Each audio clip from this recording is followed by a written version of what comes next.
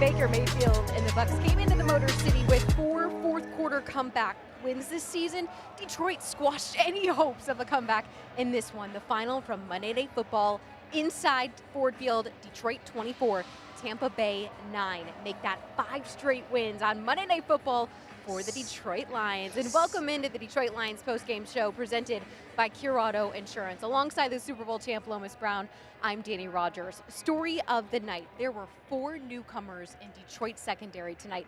Only Amik Robertson was the lone week 1 starter in this one. It was reserve after reserve stepping up and stifling that Bucs offense, Lomas. Danny, never before has next man up meant so much than it did tonight. You're so right. We kept going down with injuries, but guess what? The next guy stepped in and stepped up, and that's what Dan Campbell, that's what this organization has preached since day one. It has to be not about the first 11 guys, but those other guys that may have to come in and play, and they played their tails off tonight. If you want to see something pretty in terms of the final stats, don't look at third down conversions for either team. What I want you to focus on is total rushing yards for the Tampa Bay Buccaneers. 41 on the ground. That defensive front for Detroit was suffocating tonight. I mean, it was awesome. It was awesome to see. And I came into this game thinking that the offense was going to have to carry the defense, but it was the opposite way tonight. I mean, our defense stepped up in a major, major way. Like not only the secondary, but Danny, that front 4, those linebackers, Campbell and all those guys, they made their presence known, and they rattled. I think they really rattled Baker Mayfield, especially late in the game. Hey, Alim McNeill made his presence known. Yes. The defensive tackle made his season debut. He was sidelined after a Week 15 ACL injury last season. Yes. He is an immediate impact. Batted down a ball on 3rd down in the second quarter to give some momentum back to this offense. He was an immediate impact in this one, Lomas. He was. I mean, from play 1, and I didn't think he would play that much tonight, but he seemed to get a lot of snaps in there. You could tell those legs were fresh. He was bouncing around. He was pushing those guys back. He was doing everything that we are so accustomed to seeing Alim McNeill do on that front 4. So it was just a welcome sight. Now, Danny, he gets a week or so off, the rest, and get ready for the rest of this season, man. We're looking good up front. Hopefully we'll be able to get some other guys back healthy and get them ready to go for the second part of this season. Head coach Dan Campbell said that his offense has been really ticked off going up against a very angry Alim McNeill over the last couple of weeks. He finally got to unleash on a different offense, and he spoke with our Anthony Bellino postgame about this big Week 7 win.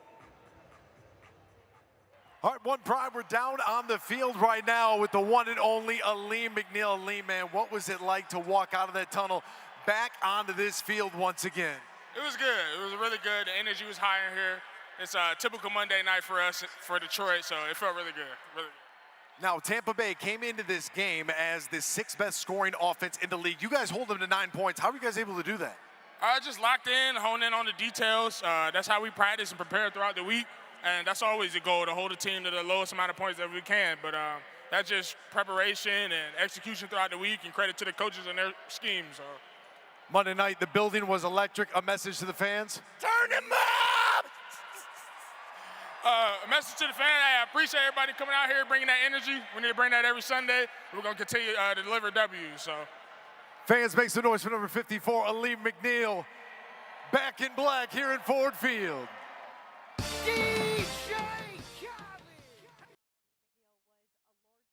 Why Detroit held Baker Mayfield to just 58 total yards in the first half. They didn't even cross midfield until 20 seconds left in that span.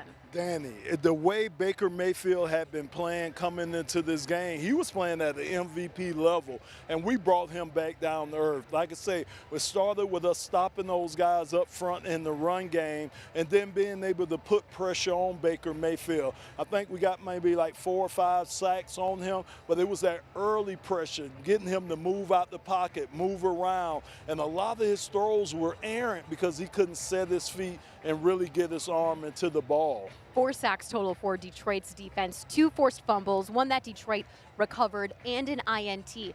What was just the key in Kelvin Shepherd's defensive game plan tonight? I think mixing it up. I think he disguised it very well when they decided to blitz. I think he just mixed it up very well on the back end, meaning playing man-to-man when he had to, but also being able to mix some zone in there. And it was just amazing to see. He brought the pressure. Jack Campbell, like I say, Anzalone, all those guys were able to get there, and I think they just got Baker Mayfield rattled, and you normally don't see that from a Baker Mayfield getting rattled early, but it was enough to keep him rattled throughout the rest of that game. A few sacks in this one, an INT, like I mentioned, forced fumble. Almost every person on defense made a head-turning play in this one tonight. We weren't sure what kind of defensive unit was going to show up. Like I said, it's a ravaged secondary. Only Amik Robertson was the lone guy who had started week 1. But big plays from Derek Barnes, that PBU in the end zone from Whiteside. Nick Whiteside, by the way, he's a hometown kid. He came up with some big plays. I think Saginaw Valley. I think he is. kid. Yeah, there it is. But we needed everybody to contribute, and that's what they did. Batted down balls, like you say, from Derek Barnes. Pressure from Aiden. Aleem McNeil, Roy Lopez in the middle of that defense.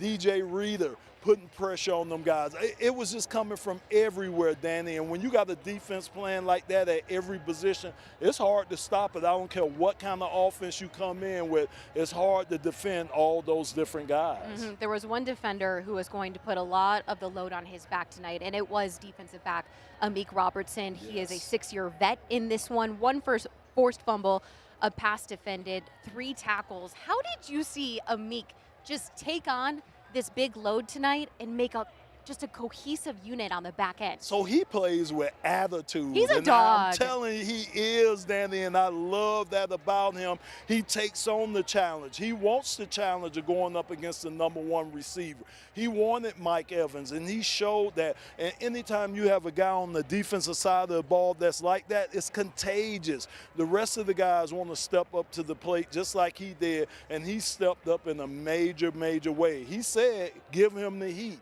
He wants the heat. Arthur Millette, if you have not heard his name, well, you have tonight. He came up with a big INT with 1 minute and 46 seconds to go in the first half. Wasn't sure if it was going to fall in his favor. Him and Kate Otten went for a ball, and they ruled that it was Millette's his interception to keep. What did you see from a gritty corner like Millette tonight? I mean, again, another guy that's almost in the mold of Amik Robertson. The guy steps up to the challenge. Think about it. The tight end, Otten, is a lot bigger than him, size, height, and weight-wise, but he didn't shy away from that. He got in there, mixed it up, and like you said, he was able to muscle that ball away from him on that turnover, a big turnover for us because Tampa started getting a little momentum at that point. So as long as these guys could keep making the plays, these big plays that they're making, and optimistic about getting these turnovers, it's going to bode well for us, not only defensively, special teams, and offense. Jack Campbell was another dog on this defensive play, delivered some booms tonight, 8 total tackles. That led the team tonight along with Eric Hallett. He also came up with a sack in the first quarter to go along with his buddy Derek Barnes' first quarter sack for that linebacker unit. Jack Campbell, week after week, he's one of, I want to say one of the heart and souls, because Hutch is also a big part of this defense too. But ascending, Danny, each and every week, you see this guy getting better and better. Whether he has to cover guys out the backfield, or whether he has to cover a tight end, whether they need him to blitz or to fill the A gap and come in there and make sure-handed tackles, he does it all for this team. Again, that's a responsibility of wearing that green dot on the back of your helmet, and he has taken on that responsibility in a big-time way. I cannot wait to hear what the other Campbell, Dan Campbell, has to say about his team's big win here tonight. Let's hear from the head coach at the podium now. All right, man, good to get a win, get back in the win column. Guys responded, which knew they would. And man, defense played lights out. I give a lot of credit to Kelvin Shepherd, the plan to go in against these guys, knowing what we were getting ready to face. And I mean, those DBs, man, Millette and Howlett and Harper and Whiteside and Amik and Rock. Strickland had to come in and play a little bit. Flowers, I just thought those guys, Jim O'Neill, Deshae Townsend had those guys ready to go, and I think they competed, they challenged, and man, our front came alive. The backers played really big for us. Those three in the middle, and so it was just an outstanding defensive performance. Offensively, there's things that certainly we know can be done better, and we'll need to do better, but at the end of the day, when we needed points, we found points, and we'll clean up the rest. But it's a good team win. I was hoping we were going to get Leaf going in special teams. This guy, he hangs him up there a little bit. We just couldn't buy enough time to get him. Had to settle for some fair catches. But anyway, listen, it's good to get back in the win column. That's a good team. All right, they're going to be in it. It looks like they are every year, and so that's a good win. Yeah, you talk about the next man up. But is this a great example of that today with all those guys in the second with Whiteside making plays, 3 passes defended, you got interceptions from Millette and Meek. Just is that a great example when you look at it, you show film to the team of next man up and they get performance like that? Yeah, it is, and that's what's expected here. And I've said it before. Listen, you get in there, you don't have to be perfect. You challenge and you compete, and we will help you, and the guys around you will help you, and we'll play with 3 units. But I love the fact the game did not feel too big for some of those guys. It's Harper's first start, really Howlett's first start, and I thought it wasn't too big for them. They got in there and competed, and that's great. That's a great sign. We did some things. We put Amik on an island a little bit, and I thought he really answered the bell. We put our linebackers on the island a little bit, answered the bell. But, I was proud of all those guys. I mean, it was really good, really good. Dan, you said it's good to get back in the win column. You haven't lost 2 straight games in 3 years, especially when you bounce back. It seems like you bounce back after high-profile losses. What do you attribute to not having a losing streak in 3 years, and especially bouncing back from big losses? Well, I hate when you guys ask that because it's like like the kiss of death is coming. Yeah. Listen, we got a special group. We got a special group of coaches and players, and I just think they're competitive. They want to win. They're able to really focus on what needs to be fixed, what cost us the loss the week before, and simply keep it in that department, man. Keep it in that compartment. Don't make more of it than needs be. Don't lose confidence. Just fix it. And I think that's where our guys are really special, man. We just go to work. We fix it. They've always been that way. And then the lights come on, man, and guys show up. St. Brown showed up. Josh showed up. That defense showed up. Hutch, Mac. It's great to get Mac back. Wow. Jack Campbell. I mean, our guys show up. So it's good to win. In the game, you didn't take advantage of every opportunity on offense. How big was it to have Gibbs as such a difference maker? It's huge. And you felt like this was coming. You felt like that this has been building, and as he gets in better shape and starts getting his feet under him, starts getting a feel of it, starts breaking some tackles, you just feel like every week it's gotten closer and closer. And tonight was the night where he busted one of these out of there, and there'll be no looking back. I mean, I think he's just going to continue to do this. So our O-line did a good job, in areas of getting into the second level. Certainly we got to continue to improve there, but man, that's all you got to do. If you can get him to the second level, he'll do the rest. And we're fortunate because our O-line can open some holes in, and we have receivers that block. So the rest is up to him one-on-one with the safety. Dan, you said you knew your guys would respond. How could you know that? We don't even know their name, as most fans don't even know who they are. Why were you so confident you had the right guys to throw in there? Well, when I'm saying that, I'm talking about our team. They're part of it. About the defensive backs in the secondary. Yeah, well, you're talking about though bouncing back is that what you were talking about? No, you said you knew your team, these guys would respond, and I thought you were talking about the secondary, but the whole team as well. Yeah, that's what I meant, the whole team. But I mean, as far as everything goes back into everything is not about the DBs, you know. It's about the linebackers, and it's about the DNs and the D tackles and the quarterback and the O-line and the punt returner. So that's what I meant. I knew our guys would bounce back and be ready and have urgency. You tend to have a really good feel of how games go, whether it's going to be a shootout or anything like that. In any of your imaginations going into this week, did you expect the defense to hold Tampa, really good offense, to 9 points? No. I felt like we would play. I knew we were going to challenge more. We were going to do more than what we did last week. I did feel good about that. But that's a good quarterback over there. They've been playing good football. I knew Evans was coming back. And so I had confidence. Now, I didn't think 9 points. I mean, 9 points now, I don't know where that ranks for all the games in this week. That's probably number one. I mean, or close to it. I don't know. So it's just a great job. But I knew we'd hold our own. But it's a testament of what they did, you know. Just really great job. Not just the DBs, and it's I'll come to you, Brad.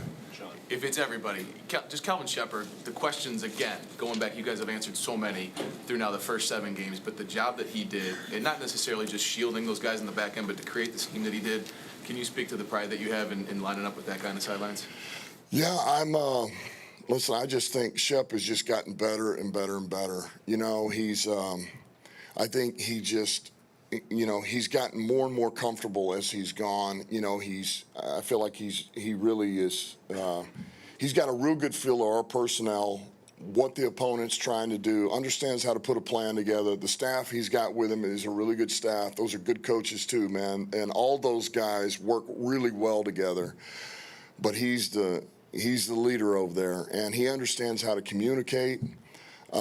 He understands how to really give them the picture of what we're looking at. And so I'm very proud of him, but I'm not shocked either. This is what I expected out of Kelvin Shepard, man. This doesn't surprise me. So it's a really good job. Last two, Eric and then Sean. The past couple seasons, you put an emphasis kind of on getting off to a start of the season. How do you balance that now going into a bye week, unplugging a little bit, but also keeping that momentum? How have you learned, as a coach, to carry that momentum coming off the bye with how you guys start? Man, just focus on the moment you're in. Hey, man, you got this. We're going to clean it up, and you're about to get 5 days off, you know? So give us all you got. Cut it loose, which our guys do every game. But I just think it's hey, man, you know, you're not saving anything. Not that they do, but it's that little extra, you know what's on the horizon. And it's a little bit of R&R, you know, clear the mind, let the body heal a little bit, and get right for now the last push, man. The big push will be here. You know, we get the division opponents. We got 10 till we hit the playoffs, and it's on. So it's good. Feels good to get to 5-2. You know, I'm pleased with the team. Are there things to clean up? Yeah, there is. Good news is we're going to get a lot of players back. You're going to start to see players start coming back over the next month, and so that's encouraging. You know, so while we're only getting better and better, we're going to start getting some of our players back too. Speaking of getting players back, Dan, you talked about how the front came alive. Can you speak to the presence of McNeil and just the way he pushes the pocket from the middle, which seems like the kind of the most effective way? Makes a huge difference, and really we felt like if we could, you know, you push it. Anybody would tell you that with a quarterback, man. If you can push it in the middle, you know, most quarterbacks. That's very, it's disruptive, right? But, you know, Baker's not 6'6", and so if you can push it a little bit, you know, he'll just maneuver some and then find a crease, or he runs and then keeps his eyes downfield, and so we just thought that was big. And having Mac, you could feel his presence early, you know, and he's not even in great football shape yet. He was ready to play in this game for the snaps that he did, but you could just feel what he looked like in practice is what he looked like here in this game. Just his ability to get an edge, push the pocket, man. I just thought he was a force in there. And guys, great to have him back, man. He makes guys around him better, and I just thought those guys played off each other, and it's only going to help Hutch. That gives him a little bit more of a wingman too with Muhammad and those guys. So it's just good to have him back. Do you have an update on Rocky Scene? He's good. It was just cramps. Thanks, guys. Locker room's open. Obviously, love Jared and Amik in here. Guys, your prior success has put you at the top of the power rankings list. That's a good thing, right? Well, just means you've gone from the underdog to the favorite. But those expectations come from prior success, so that's okay. What about Cure? Where do you guys rank on the power list? Actually, we just got named by Forbes as one of the best car insurance companies in America. Now you're the favorite. Guess we have a lot in common. Go Cure. Go Lions. Cure Auto Insurance. Drive well. Detroit Lions Live is brought to you by Cure Auto Insurance. Log on to cure.com to see how you can save. Welcome back. While the Detroit Lions defense put on one of the best performances of the 2025 NFL season, Jahmyr Do-It-All Gibbs said, bet, I'm going to challenge you guys for player of the game. And that's exactly what he did tonight. Over 130 rushing yards tonight, over 80 receiving, 2 rushing tutties, 78-yard touchdown run. That is the longest of his career. How fast do you think he reached on his top speed in that one? Danny, I'll say he's got the fastest. I think 22 was the fastest. I was going to guess 24. It got to. It's in that range. Got to, Danny. I'm telling you, I feel sorry for defenders trying to catch him because there's no way they're going to catch this guy. I'm telling you, the speed that he has, the explosiveness that he has coming through those blocks, I mean, it makes it hard for anybody to tackle this guy. And he's powerful. He can run through tackles. He can run between the tackles. He's just a do-it-all guy, like you said, in the receiving game, the running game. Sonic, he gets it done. We mean it when we call him Sonic. Jahmyr Gibbs, second quarter touchdown, put the Lions up 14-0. And then that third quarter, 5-yard rushing touchdown, put Detroit up 21-9 and really helped seal things here tonight. Amon-Ra St. Brown, he was in this game as well. He did lead the Detroit Lions in receiving here tonight. Quiet in the second half, but early on he made an impact. He did. He really did. I mean, the pace he was on, I thought he was going to set all kind of records tonight. But like you said to me, Danny, we really didn't need him. Jared Goff does such a great job of spreading the ball around. He started going to Sam Laporta a lot throughout the game. Like I say, just spreading it to different guys out there. Khalif got a couple of touches. You know, so that's the great thing about our offense. You don't know where the ball is going to go or who's going to get the ball, but you do know that it's going in somebody's hand, and it's going to be explosive play or explosive player for us that gets his hands on the ball because of the smooth operator, Jared Goff. 6 different receivers catching the football here tonight. And speaking of Jared Goff, he did not have to be Mr. Win this entire thing on his own. He didn't have to throw for over 300 passing yards or 4 touchdowns, and he didn't do that tonight. He was sacked 4 times, had 1 INT, but he remained poised in the pocket and was able to really get this ball to all of his playmakers with ease. He's almost like an OC, like an offensive coordinator out there on the field. It's amazing to see him get to the line of scrimmage, and if there's something that he doesn't like, he has the ability to check out of the play, and that has to be a comfort for John Morton up there in the booth, that he knows that Jared will get them out of a bad play and get them into a better play. And he's going to try to keep everybody happy because he is going to spread the ball around. I'm telling you, without Jared Goff, man, I just don't know where this offense would be at. I'm glad we don't have to worry about that, Danny. I'm happy we don't have to worry about that. One thing Dan Campbell said this week is that he wanted to balance his backs out tonight. That did not happen. Gibbs 136 on the ground, Montgomery 21.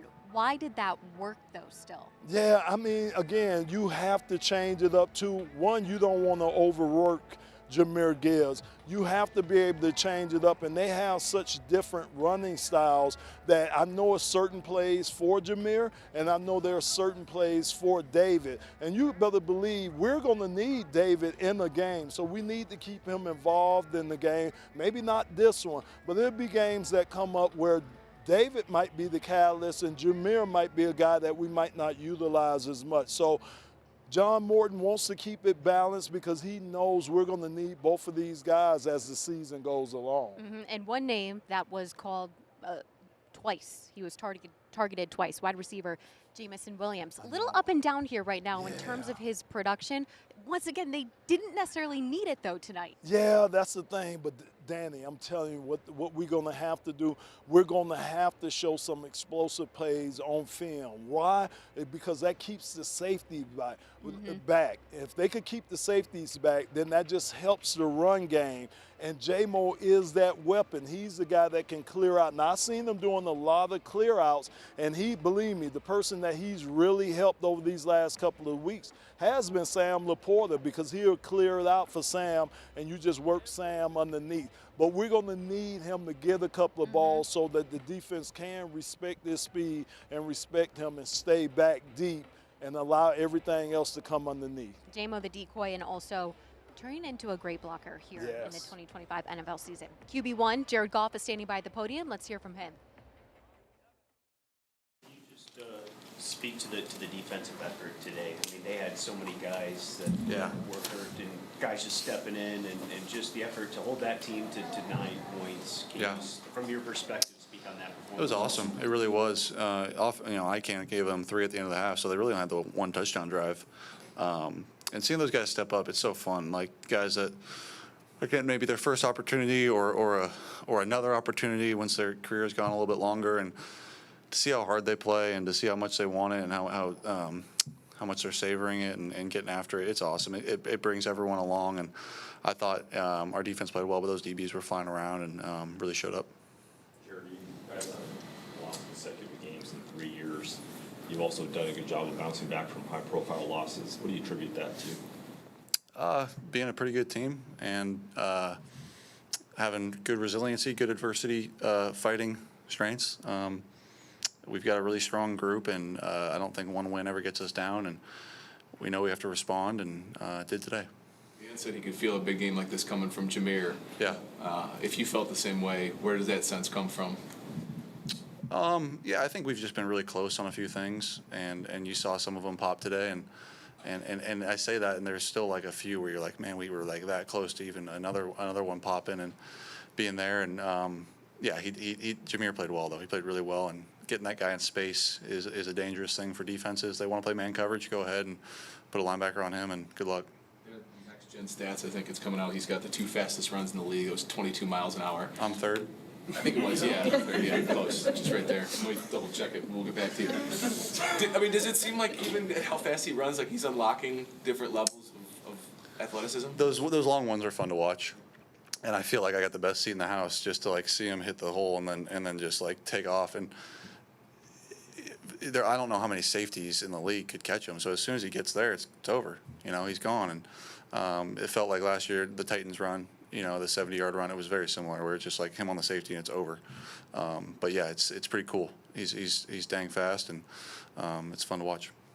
What is this heading into the bye, 5-2? What does this do for you guys? Setting up the last stretch run, as Dan said, 10 games. This is it. Yeah, nice little break. 5-2 is a good spot to be. Come off that, I think we got Minnesota first, so good division game. And am I wrong? I think I'm right. Yeah.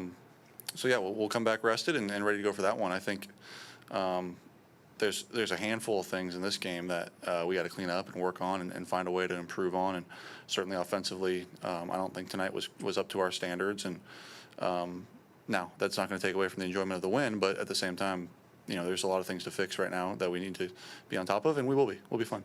The excitement heading into the bye, just obviously 5-2, but you're scheduled to get a bunch of guys back. Yeah. And so just, how important is that moving forward too, that not only you playing good football, but you're about to get, some key pieces back. Yeah, it's huge. It's nice.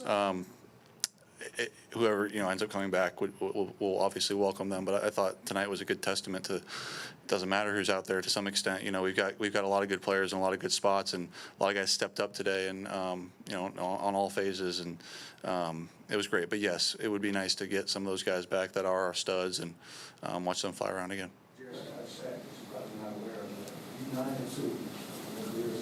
They just told me that, yeah. So, just for you, why do you feel like you've been so successful? Oh, I don't know.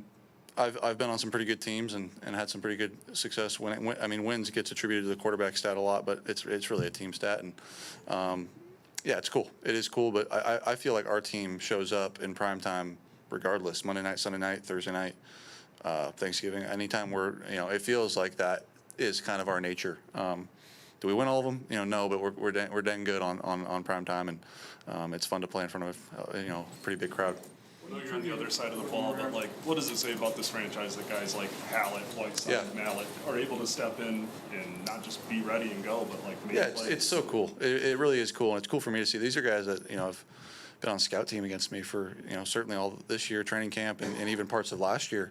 And then seeing them to get a chance in a game and do their thing and play well and make big tackles and make big stops, man, it's awesome. It's fun. It's really cool, and I'm proud of a lot of those guys for stepping up the way they did.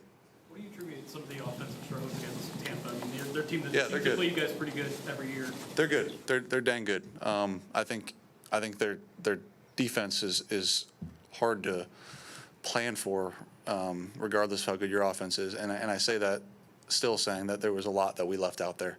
I was really, really disappointed in how we handled a lot of those turnovers in plus territory.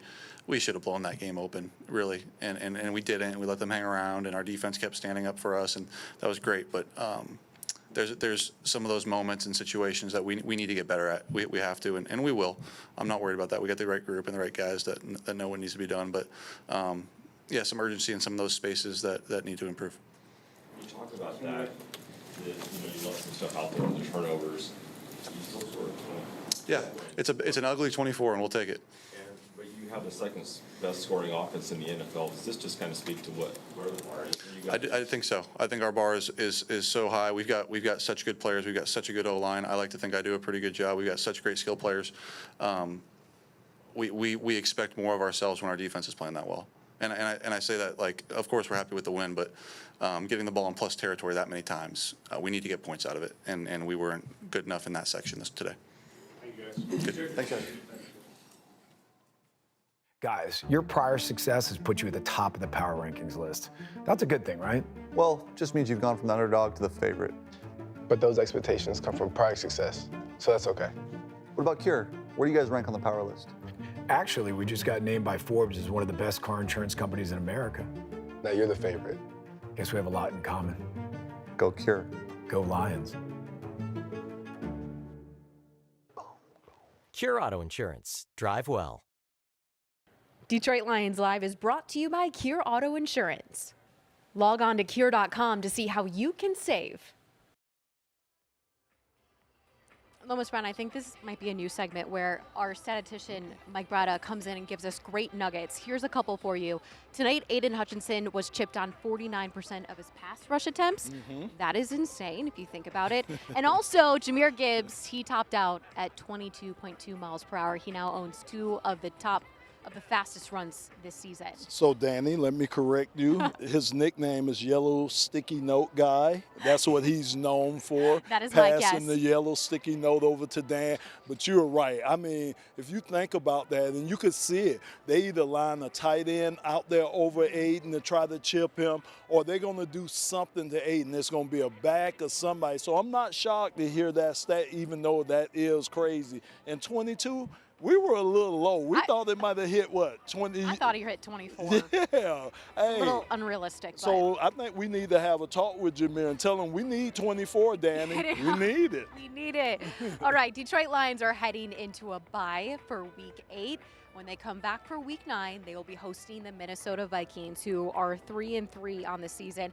They'll head out to the West Coast to face the Chargers before Vikings come to the Motor City to face the Detroit Lions. You heard Dan Campbell say this team is only going to get healthier. Yes. That is very scary to think about. It really is. It should be scary for the rest of this league. And that's what I said, Danny. We are the measuring sticks. Teams come in here to see where they are compared to us, and that's a great position to be in. Like you said, we're going to only continue to get healthier and healthier to get ready to make that run towards the end of this, hopefully, I won't say it. You can say this beautiful season. I'll leave it at that. Hey, if you played in one, you're allowed to use those words. All right, for Lomas Brown, I'm Dannie Rogers. This was a fun one, a statement win for the Detroit Lions. Like Jared Goff said, not the prettiest 24 points, but man, the defense was lights out. 24-9 is the final from the Motor City from Monday Night Football. We cannot wait to take a load off this week, Lomas. Thank you, Danny. We'll I will. We'll see you all soon in week 9.